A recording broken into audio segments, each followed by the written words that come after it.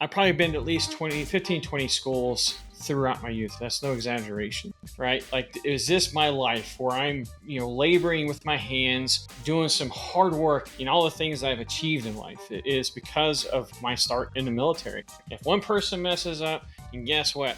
The whole group pays for whatever it is that they had done.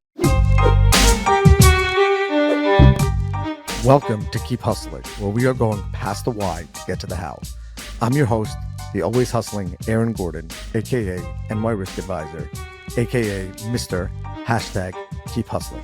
In this podcast, we will be diving deep into the professional and personal successes of our guests to find out how they hustled through the most difficult times in their life and their development to achieve the success they've gotten to today.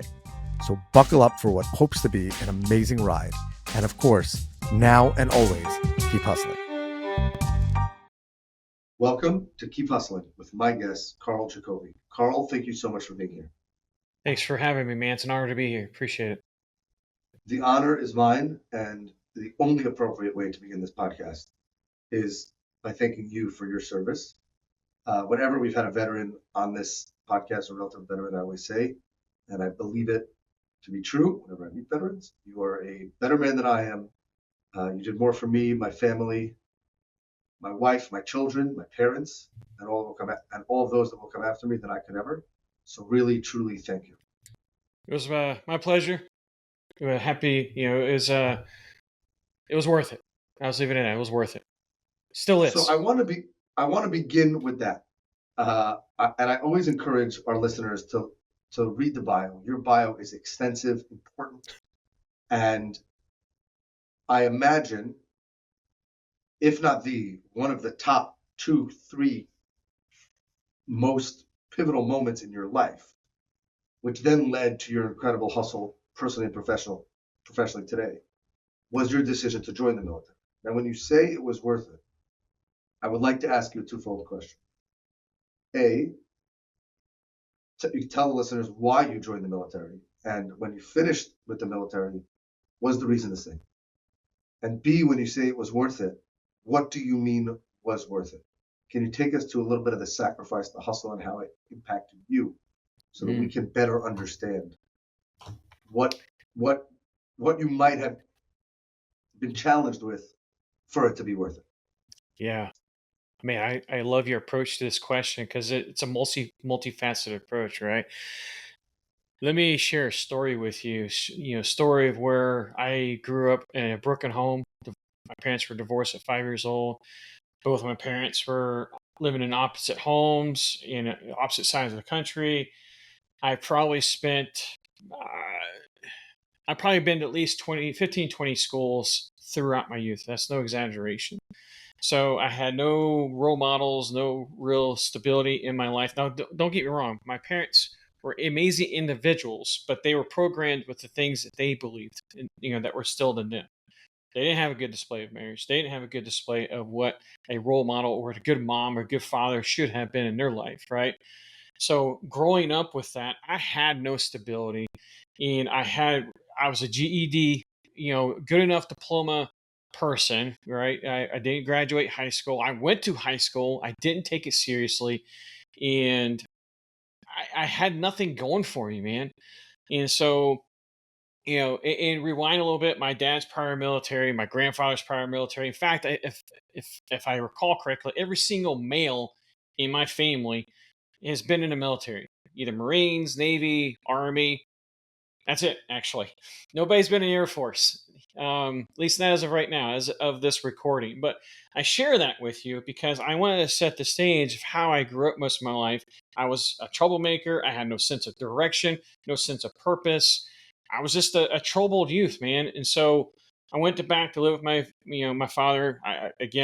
Coming from a situation of a physical abuse, neglect, and emotional abuse. And, I'm staying on top of a roof, working with a roofing crew in Southern California. And we're talking like, I don't know, July, summer time frame. And it occurred to me, like, is this what my life is going to look like?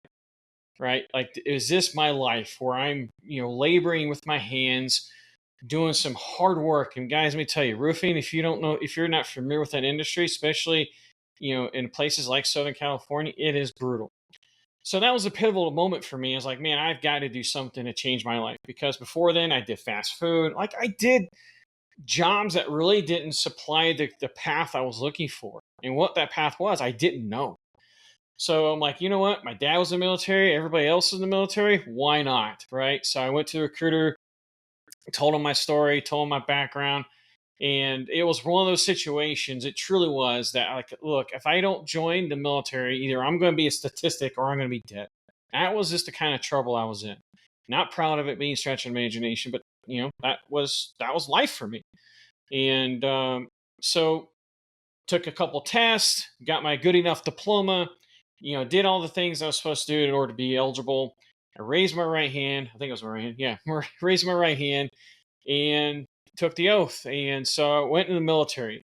And if it was not for the military to give me what exactly I was looking for, structure, discipline, a brotherhood, people that I could count on to watch my six, or to encourage me, to support me, that in man, if I didn't have that, yeah, again, I would be a statistic, or I'd be in jail or dead, or definitely would not be where I'm at today.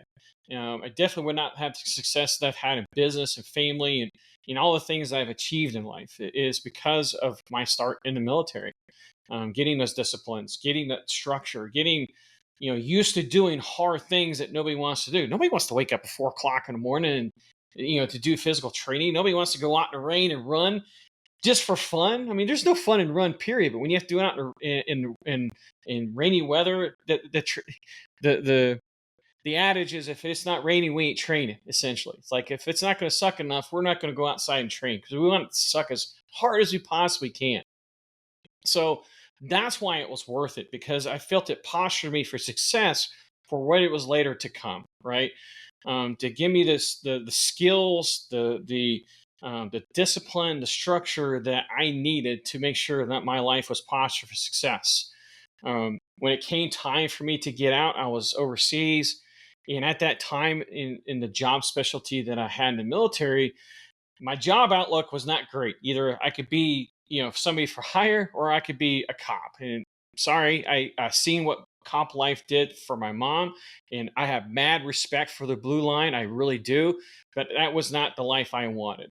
So I elected to, what's called a re-enlist, to reclass into a different job specialty, where I ended up being a Black Hawk crew chief, and flying, not flying Black Hawks, but flying in them and maintaining them, and basically having an airframe that was mine to have Overwatch. And so that's really where my career, for lack of a saying it, kind of kicked off, right? And that's where my life kind of spawned into a much better flourishing life. I learned skills, and fast forward 8 years, I got out of the military. This was after we invaded Balad, Iraq, in 2003, and I got out of the military and did the exact same job but as a defense contractor, making a lot more money. Essentially, I'll just kind of leave it at that. And so that's why it was worth joining the military. It was, as much as I love to say it, it's because I want to be patriotic and follow the bloodline. I'd be disingenuous if I told you that. I just can't tell you that. It was merely because I needed an escape, and that was my escape. And fortunately, I was able to use that escape to better me and to better the people around me. It's I love, first of all, thank you for your candor and honesty. Not that I respect anything else, but I love a few things that you said there, especially as they relate to hustle. And that is that very often, I think, and please correct me if I'm wrong, the reason why people do things, especially young people, the reason why we start careers, we think that the road is leading us to X. In your case, joining the military as an escape, or as a way to see what's next, and then Mm-hmm. you end up getting the skills. I'm going to get to getting up at 4 a.m. or running for fun. I'm not there yet, but the actual skills that you then developed, or the reason that you then felt that you gained from the military afterward, in addition to the sense of purpose and all of that, and Mm-hmm. probably a little bit of patriotism in there. But Mm-hmm. as you said, and again, you did it, so you're more patriotic than I am. It's just incredible to me that it wasn't just the escape, but it became the stepping stone, the springboard for the next part of your career, which then was the springboard for the next part of your career. And it's Correct. not like you're lifelong military, so everyone can say that. And I think that a lot of people can translate that to any other field. Very often, people think that they start as a roofer and then they learn that they really want to be an electrician because they interact with those people, Hmm. and then that takes them there when really they were just a roofer to make some money because they needed to be able to afford to pay their bills, et cetera, et cetera, et cetera. Or they learned about solar panels. There's so many things Hmm. that if people just, I feel, especially young people, approach with professionalism, dedication, grit, hustle, especially early on, waking up Hmm. at 4 in the morning, et Hmm. cetera, in the military, but are open-minded to the ebbs and flows of getting to the ultimate career, the ultimate goal, then I would probably say that more often than not, it is not the straight, direct path that people thought it was. No, no, it was definitely not the straightforward path. So, what do you think? What was the least likely thing on the when you look back at the waving path? What was the least? What was the most surprising thing that impacted you positively? Mm. Looking back, if I had to go back to my 18-year-old self, actually I was 19 at the time, and staying on top of the roof where the decision was made, I need to do something different.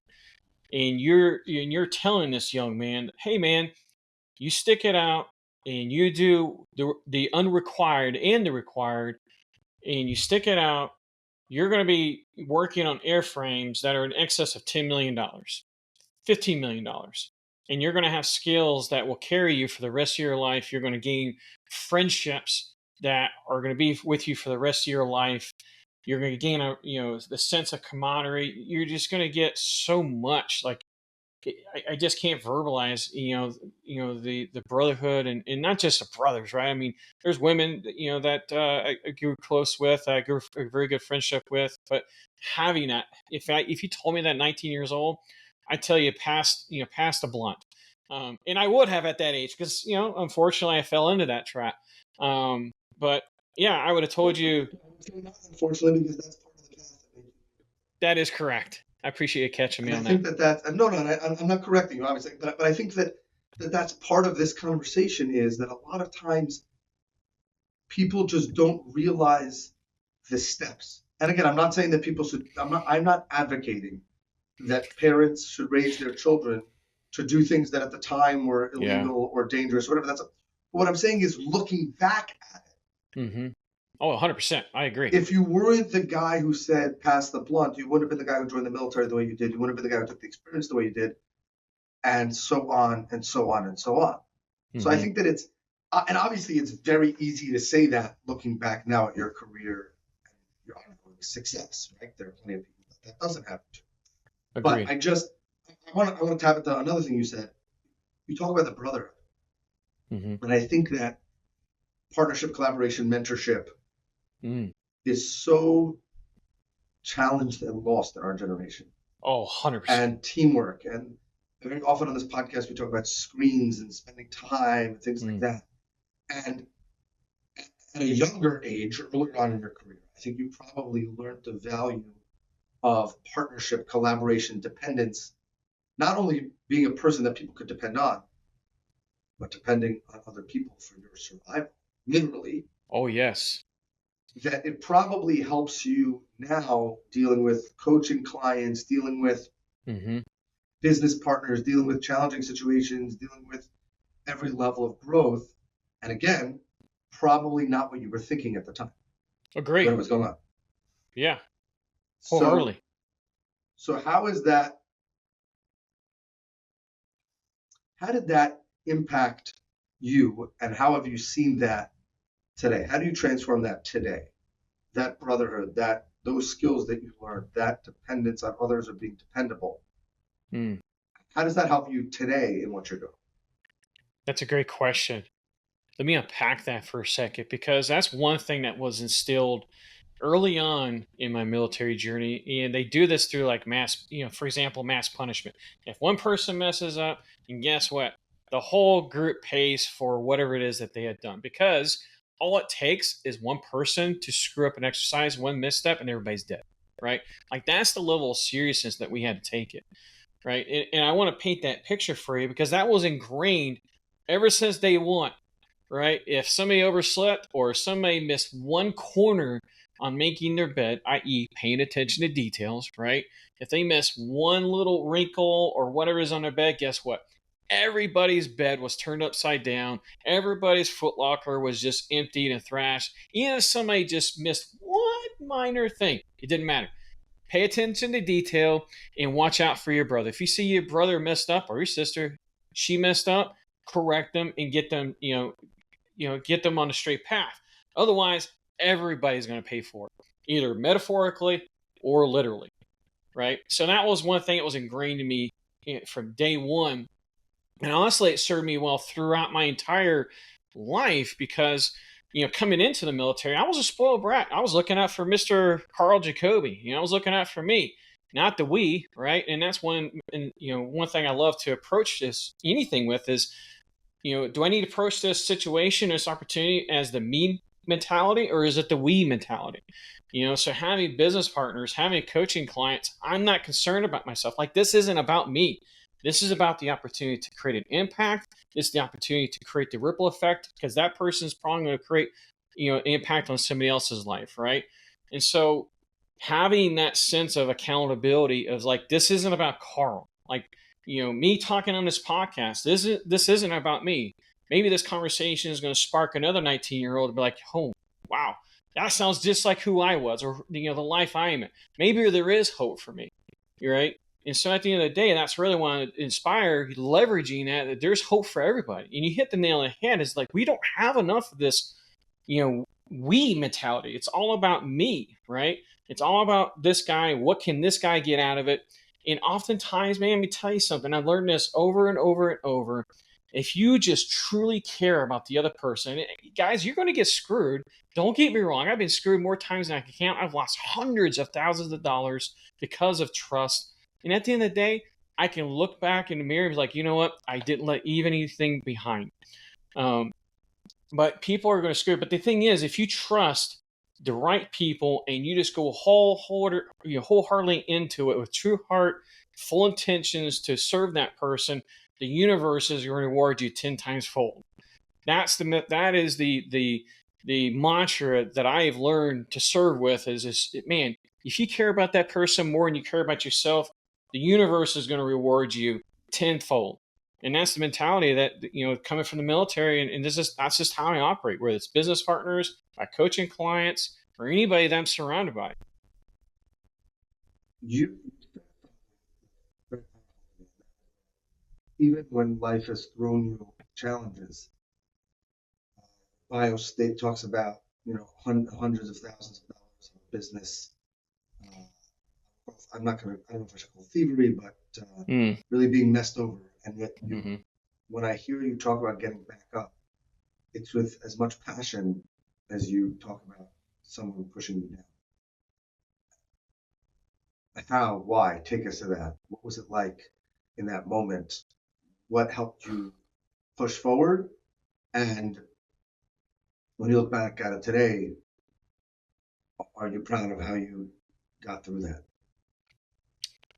Man, that was probably one of the toughest times in my life, when there was an individual who not only did I consider a business partner, but somebody who I considered a brother. Like somebody, like we should have this 3 a.m. list, right? Somebody we could call at 3 o'clock in the morning.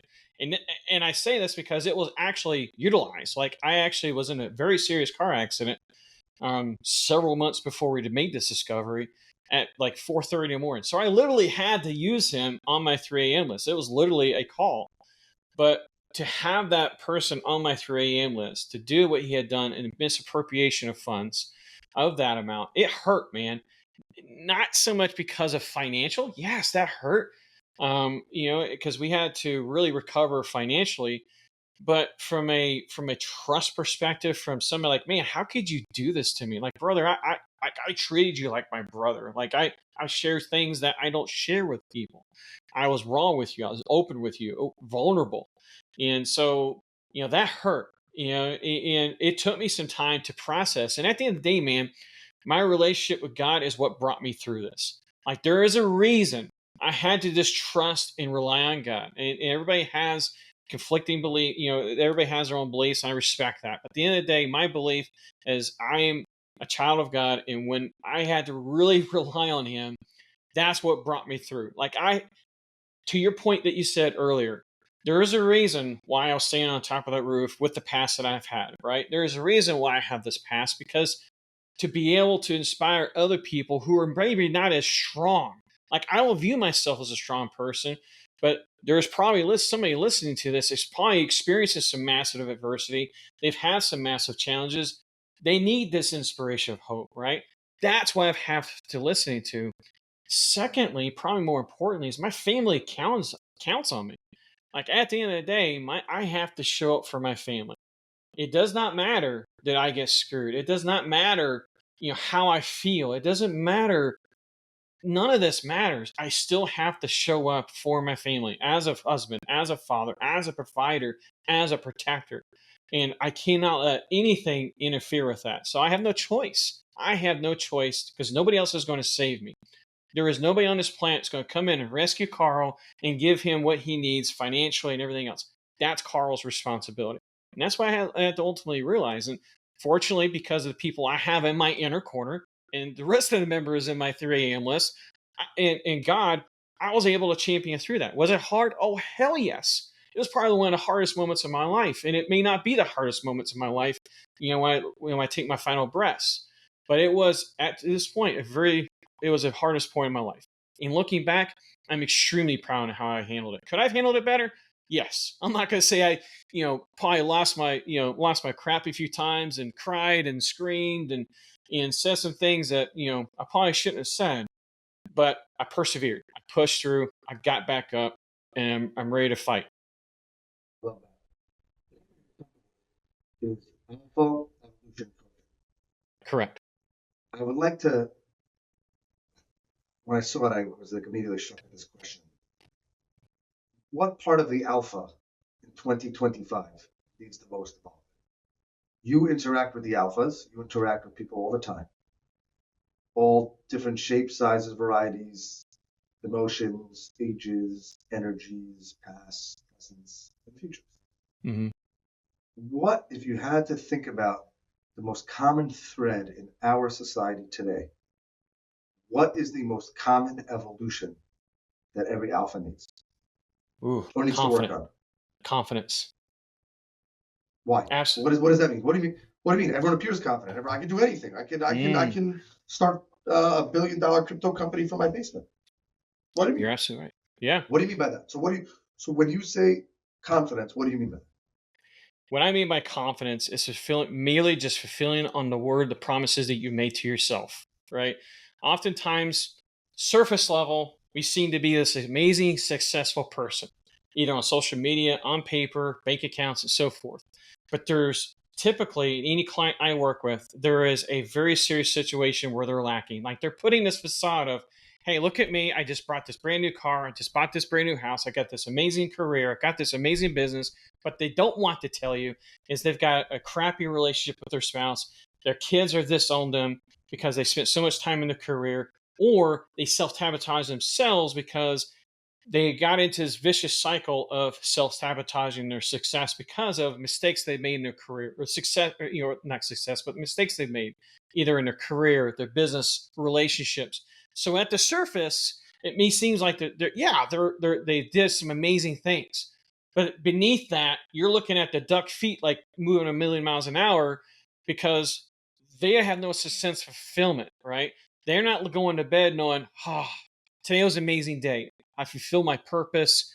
I feel good. People love me. I'm confident because the promises I made to myself, I fulfilled them. We're this simple as going to the gym and say, hey, you know what? I'm going to start getting into movement every day. I'm not saying you got to go to the gym for 2 or 3 hours a day. All I'm saying is if you're committed to getting into better shape, follow through on that commitment. And that's oftentimes what happens with clients is they make these promises to themselves, right? And they don't do it. They talk themselves out of it because they're so worried about what other people think. They're so worried about how it's going to happen. Like they're trying to create this path before even trying to make the first step. It's like they're disqualifying themselves from opportunities before they even get disqualified by other people, right? And so that's what I'm talking about is confidence. Love that. Everybody can define what they are confident in. Mm-hmm. Some people are more confident leading the pack. Some people are confident being the person who visualizes the solution. Some people, to take a sports metaphor, every single team, every basketball team needs 5 players on the court. And I think that where people often lose that confidence is when the center thinks that they should be the point guard.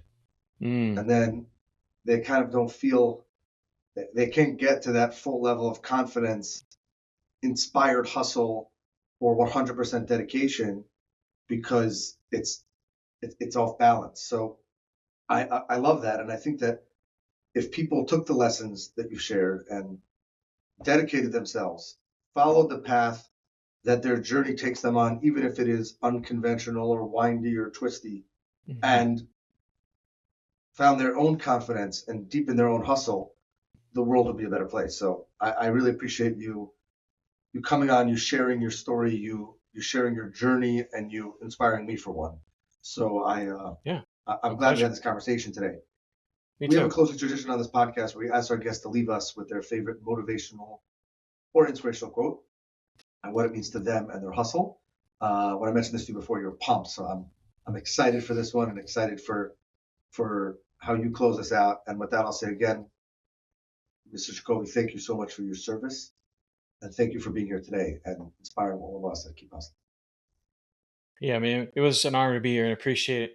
Honestly, man, the first thing that jumped in my mind is by one of my own coaches who's been responsible for my own transformation and really kind of sums everything up that we do as leaders. And we all lead, right? We either lead teams, churches, businesses, workplaces. Worst case scenario, you lead yourself, right? So I'm going to leave you with this parting quote by Ben Newman. You can only lead to the level of discipline in which you live. I'll leave you with that. I love that. Karl Jacobi, thank you so much for being here. Thank you again. This has been another episode of Keep Hustling. Remember, do well by doing good and always keep hustling.